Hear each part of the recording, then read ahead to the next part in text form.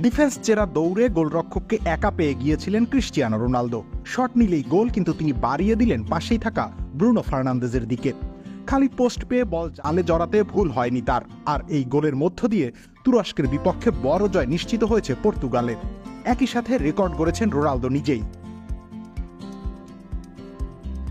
এখন পর্যন্ত ইউরো টুর্নামেন্টে সব মিলিয়ে রেকর্ড 8টি অ্যাসিস্ট করেছেন তিনি। ইউরোপ সেরার প্রতিযোগিতায় এর চেয়ে বেশি অ্যাসিস্ট করতে পারেননি কেউই। ফলে ইউরোর ইতিহাসে সর্বোচ্চ অ্যাসিস্টের আসন এখন তার দখলে। দাগ লাগুক যতবার, বার্জার ইজি ক্লিন একবার। এর আগে অবশ্য সর্বোচ্চ গোলদাতার কীর্তি নিজের করে নিয়েছিলেন পর্তুগিজ এই তারকা। ষষ্ঠবারের মতো ইউরোতে খেলতে নামার আগেই 14খানা গোল করে ফেলেছিলেন তিনি। দ্বিতীয় সর্বোচ্চ গোল করেছেন মিশেল প্লাতিনি। ফরাসি এই কিংবদন্তির গোল সংখ্যা 9টি। CR7-এর সঙ্গে ব্যবধানটা স্পষ্টই বটে। যদিও ইউরোর মূল পর্বে সর্বোচ্চ ম্যাচও খেলেছেন সাবেক এই রিয়াল মাদ্রিদ তারকা।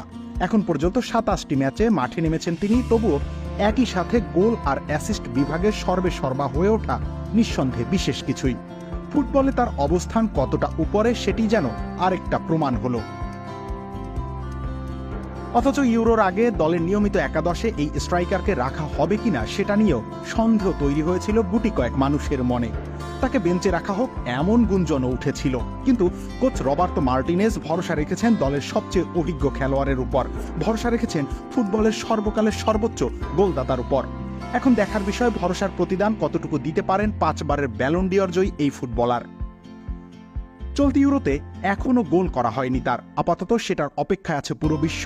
নক আউট পর্বের আগে তিনি সেরা ছন্দে ফিরলে পর্তুগালের সম্ভাবনার পারদ নিশ্চিতভাবেই অনেক উপরে উঠবে। রবিউল ইসলাম রনি, খেলা 71।